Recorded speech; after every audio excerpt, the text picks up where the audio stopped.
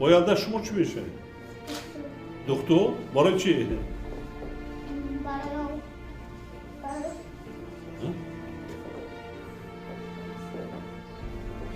گریه نکن اپو گازم برای چی ها چی است Yok memoli. بیشتری مموری تو رو میگم İçeri de memoli de var. Gel tabağa yapayım. چی پرسیدن است Oyla toda kim بیمار است چی کس است ها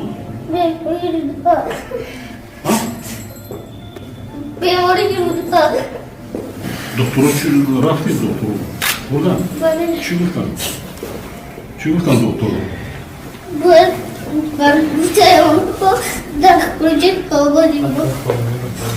گریه نکن خواهان کردی ولی ما خواهان میکنم شما رو تشخیص میکنم نمیده خواهان میکنی گریه نکن نباشه نباشه بسرم نباشه انا بدونی از چی شده خروب میخوری سریا ناز میخوری خروب چی میخوری سریا سریع دارم که هر پاره نمودن خودش میتونه خودش میکنم پاریزی ها نوعی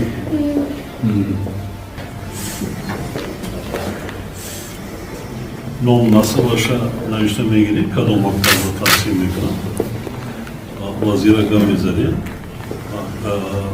مریضی بیده ابای بوده باید برم من ببرم تشخیص میکنم تبابت میکنم مادر تبابتی بیپول بولی می آزمونه پروبه سوپی دانایی است حرکتی میگه طبیب میشم روی چی؟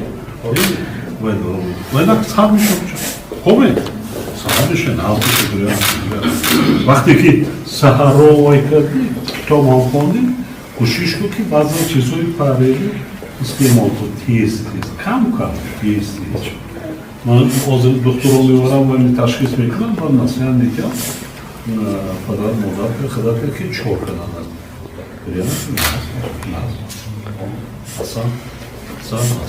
از جانب مقامات اجرایی حاکمیت دولتی شهر دوشنبه در ظرف 3 سال آخر 18 مؤسسه نوی تعلیمی و استفاده سپرده شده تنها در دوام سال سپری شده بنیاد 11 مؤسسه نوی تعلیمی با 16,000 جای نشست با مبلغ عمومی 364 میلیون سومانی عملی گردیده است. این خیلی بسیار کار جدی است. هموطنان عزیز پیش از ویدیو رو سر کردم با شما یک سراغ گفتنی هستم که در کانال کنکورس رفته ایستاده است و این کنکورس دارای 4 اتومبیل است. یک تا هوندای سالیاریس، یک تا اوپل وکترا، یک تا نیسان ماکسیما و یک تا دیگر مرسدس. شما میتونید که با واسطه 700 روبل یکی از همین شال جایزه شوید و غیر از این باز پریزهای هست که در اینجا 2 تا نوتبوک است، 10 تا تلفن سامسونگ، دیگرش رو شما میتونید در کانال خودش تماشا کنید و رقم هایی که در روی اکران میبینید در آن همون رقم ها مراجعه کنید و بلیط خود را خرید. از حاضی با شما بردباری کنم سلامت باشید. رهبریت شهر تصمیم گرفته است که تا جشن 30 سالگی استقلال دولتی شماره مکتب‌های نوبنیاد را با 30 و جایهای نشست را با 27,000 رسانیده با همین راه مسئله نارسایی جای نشست خوانندگان را در پایتخت پورا حل نماید. پیشوای ملت محترم امام علی رحمان ضمن سخنرانی اوید به هدفهای اساسی اعلان آزمانها که به بهتر کردن سطح معرفتناکی مردم روانه گردیده است اندیشه‌رانی کرده اشتراک فعال خوانندگان مؤسسه‌های تعلیمی را مخصوص تاکید نمودند. میخواهم با قناعتمندی خاطر نشان نمایم که در آزمون جمهوری فروغ صبح دانایی که طبق امر پرزیدنت جمهوری تاجیکستان اعلان و تشکیل گردیده بود خوانندگان مؤسسه‌های تعلیمی پایتخت فعالانه شرکت ورزیده در دور جنبستی آن از 12 جای صاحب 7 جای افتخاری گردیده از جمله برنده 4 جایزه آزمون شدند.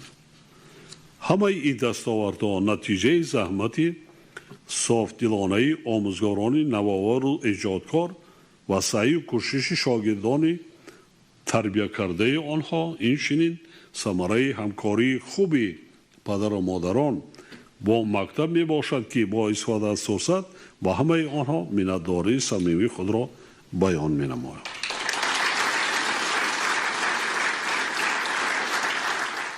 ضمن صحبت سرور دولت از آموزگاران مسئولیت شناسی در کارهای تعلیم و استفاده ثمرناک امکانات معاصر را طلب کرده خوانندگان را به دانش اندوزی و از خود نمودن کسب و هنر هدایت کردند. از ساکنان پایتخت دعوت کرده شد که به خاطر استقبال سزاوار جشن عمومی ملی 30 سالگی استقلالیت همه‌جانبه تلاش ورزند. ما و شما ساکنان پایتخت وظیفه داریم که همچون ملت شهرساز و شهردار و شهرنشین نمونه عبرت آبادکاری، مدنیت، لباس پوشی و شهرنشینی، آداب معاشرت، پاکی زبان، گفتار و رفتار و مهمتر از همه نمونه ننگ و ناموس وطنداری، میهندوستی و وطن پرستی و خودشناسی و خودآگاهی ملی باشد.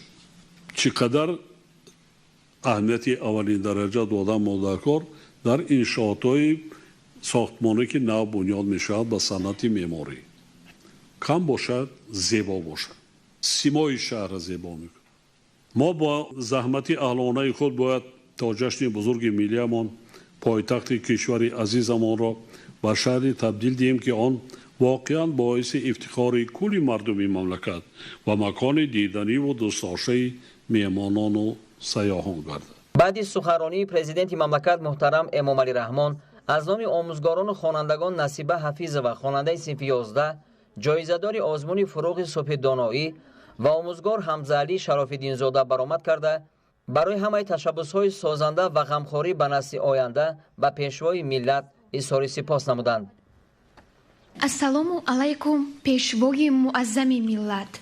من حفیظ و نصیبه برنده جای دوم آزمون جمهوریوی فروغ صبح دانایی، برنده جای سیوم المپیادای بین المللی از فن گئوگرافیا و همچنین گیرنده استیپندیای پرزیدنتی در سال تحصیلی 2019-2020 می باشم. باعث افتخار و خرسندی ماست بنای نوع تعلیمی دارای تمام شرایط‌های معاصر می باشد.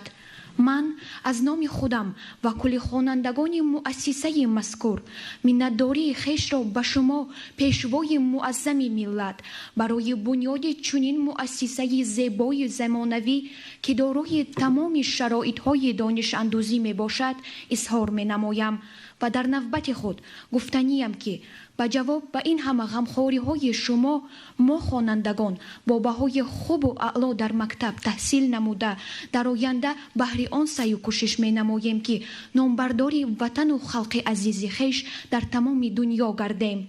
تشکر زیاد به دقتتان. چند زبانی خارجی نمیدونم؟ محترم جناب عالی، عین حال من زبان روسی، زبان انگلیسی و زبان نمیسی را پوره از خود کرده ام و در آینده نیت دارم که زبان فرانسوی و ایتالیایی را نیز از خود نمایم. زبان روسی انگلیسی به درجه چند؟ به درجه عالی جناب عالی. عالی؟ بله. عالی شما را کرده گرفتن در کار. تشکر زیاد جناب عالی. خب احسن. رستگا برن خنه کای بچو برن خنه کای برن نبرین شما دامی نمرای روی اکرامدا زنگ زنید چون میا شما را گرفته راست با سرحال خریدتون بوده سوق سالمت به خواست خداوند رفته میارد و برای شما یک دستگیری دیگه از کانال ما گپ زنید برای شما تخفیف مخصوص میکند. ماشین هایشون انا همین ماشینایی که در روی اکران میبینید انا همین ماشینای تعریف نمیکنیم چی گفتم اما وقت تعریفش میکنیم رقم را صفحه میکنیم بعدم بعد ویدیو را تماشا میکنیم. محترم جناب عالی پیشوای ملت، من شراف‌الدین زاده حمزه علی آموزگار فنهای فیزیک و متمتیکی مؤسسه مذکور می باشم. محترم جناب عالی، شما ضمن ارائه پیام خویش به مجلس عالی به خاطر باز هم بهتر به راه ماندن آموزش فنهای طبیعت شناسی و دقیق و ریاضی این چنین برای توسعه تفکر تکنیکی نسل نورز سالهای 2020-2040 را 20 ساله آموزش و رشد فنهای طبیعت شناسی و دقیق و ریاضی در ساحه علم و معارف اعلان نمودید. ما آموزگاران از این اقدام معارف پرورانه شما خوشنود گردیده کوشش می نماییم با احساس مسئولیت و سفر بر نمودن دانش و ملکه خویش را در سمت تعلیم و تربیت نسل نورست و در عمل تطبیق نمودن این هدفهای 20 ساله سهم گذاریم. در همین زمینه پیشنهاد نمودید که همه ساله المپیادهای ناحیوی، شهری، ولایتی و جمهوریوی در عاید به همین علمهای طبیعت شناسی و دقیق و ریاضی در همه زمینه‌های تحصیلات گذرانیده شود. توجه و دستگیری شما محترم پیشوای معظم ملت عاید به در سمت تعلیم و تربیت نسل نورست و در روحیه میهن‌پرستی نسل نورست بی سابقه می باشد. محض غمخواری های شما باعث بران گردید که امروزها در تمام گوشه و کنار مملکت از جمله پایتخت عزیزمان شهر دوشنبه بهترین مؤسسه های نو و زمانوی بنیاد گردیده در آن خوانندگان و تعلیم و تدریس فرا گرفته شدند. افتتاح باز یک بنای محتشم تعلیمی در پایتخت این هم پدیده نیک بوده در آن خوانندگان و تعلیم و تربیت فرا گرفتند. ما آموزگاران این درگاه معرفت از شما پیشوای معظم ملت برای چنین غمخواری ها سپاسگزاریم و در جواباً به غمخواری های شما وعده می‌دهیم که برای نسل نورست را در روحیه میهندوستی، خویشتن‌شناسی و ارج و احترام گذاشتن به ارزش‌های ملی تربیت می‌نماییم. سلامت باشید. قصبه خیلی خیلی مسئولیتناک است، دشوار است و ازمین است. نه هر کس غیرت میکند آموزگار قصبه آموزگاری رسم کردن. نه هر کس. تربیت کردن فرزند کاری آسان نیست. کاری آسان نیست. لیکن علاج دیگر هم نداریم. تربیت نکنیم ملتمون بی سواد میماند. ملت بی سواد ماند این بدبختی میآورد. با همه شما سلامتی، موفقیت برای کار. نام چی؟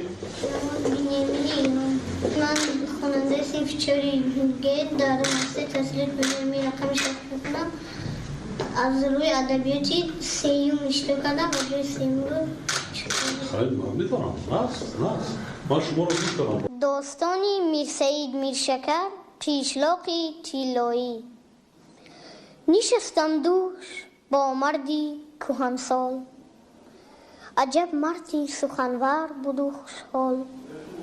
بود از پامیر آن مردی خردمند، حکایت کرد بر من شاد و خرسند.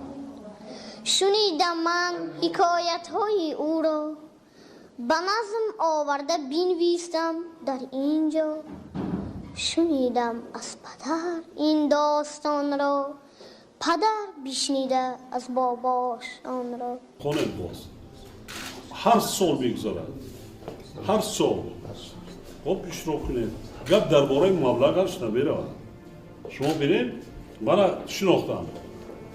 چند سال هستی؟ 10 ساله. ما این 10 ساله حاضر پدر مادر چیکار میکنن؟ مادرم خانشی است، پدرم سرحدی. پدر چی؟ سرحدی. سرحدان؟ اوه نظامی. بله. باید شما چی میشه؟ دکتر؟ برای چی؟ برای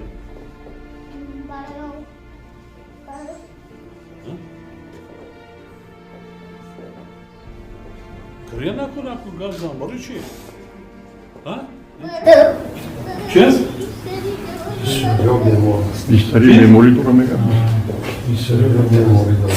یا تبابت میکنم. چی پرگیمه است؟ باید تا کی بیمار است؟ خودم. چی کس است؟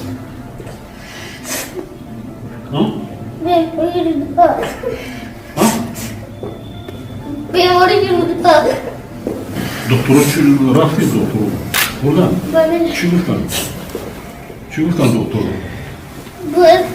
برای در پروژه کابلی بود. کریه نکنه. خواه کردی؟